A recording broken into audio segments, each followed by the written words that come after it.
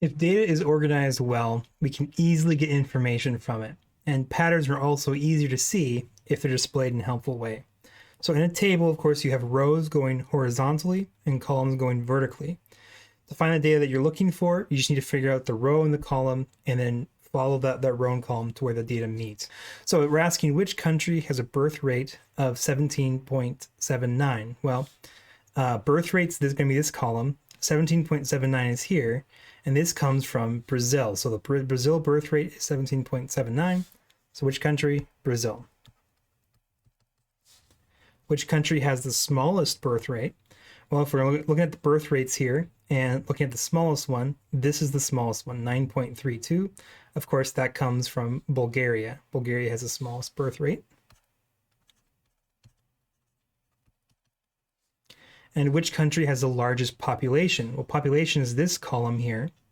And the largest population, that's going to be 294. This is going to be 203 million. That's 294,000. 21 million, 45 million, 138 million. This is 1 billion, so that's definitely going to be the biggest one. Yeah, this one here is 7 million. So this is going to be 1 billion, and that's, of course, in India. India has the largest population. So that's just a simple way of using a table to find some information from it. Now, looking at a circle or pie graph, this is a visual representation of percentage. Now, a correct circle graph has all the sides of the slices exactly in proportion to the percent of the whole circle. So each one of these slices needs to be shown, and it needs to look like actually these percentages of the full circle. And also, if we add up all these percentages, it needs to be out of 100%. That's how a circle graph is read, out of 100%. Not all the time are percents used, however. You can have numbers used instead of percents. If numbers are used, then they need to add up to the total that might be shown. All right. Now, does this graph seem reasonably well displayed? To do that, all you really have to do is look at the percentages. This one, 16. This one's the biggest percentage, and that definitely looks the biggest. This one's the next biggest, and that looks to the next biggest, and this is the next biggest, next biggest, next biggest, and then it goes smaller from there. Looking at just these percentages. So the percentages all look approximately correct.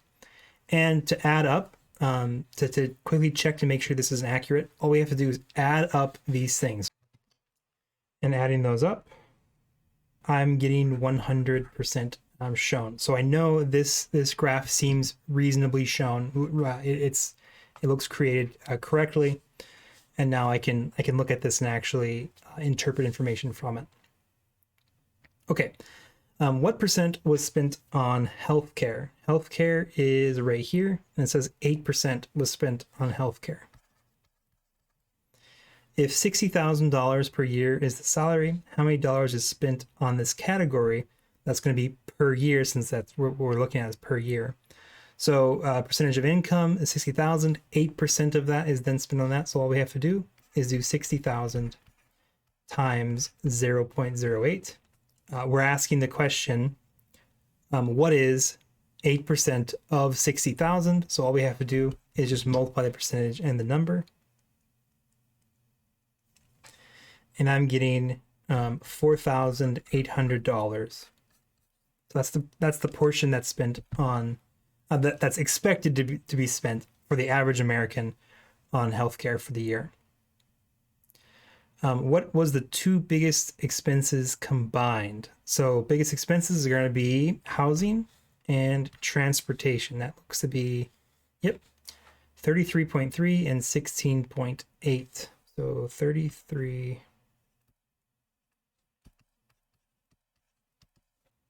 It's going to give us 50.1%. And it says if $75,000 per year is the income, how much was spent per month on these two expenses? So we're asking, what is 50.1% of 75,000? In other words, 0.501 times $75,000. What does that equal? And I'm getting $37,557. That's again what the expected American is spending. This is per year, since this income's per year. That's what the expected American is spending. Okay, if a person spends $536.20 on food in a month, so it's going to be monthly, how much income is expected in that month? So food is 12.8% of the total percentage of the income. So this is 12.8%. So if $563.20 is 12.8%, what is the total? 12.8% of what number is 563.20? To solve this, all we have to do is just divide by the percentage. And that gives me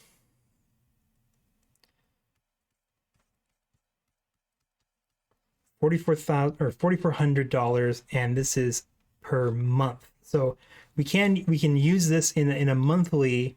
Talk about both the yearly and monthly. We could even do daily if you wanted to, because this is a percentage-based amount. That's the benefit of using percents. Now it says, what about entertainment? So if $4,400 is spent per month, then entertainment is 4.7%. So we're asking, what is 4.7% of $4,400? So all we have to do is solve this, and I'm getting $206.80.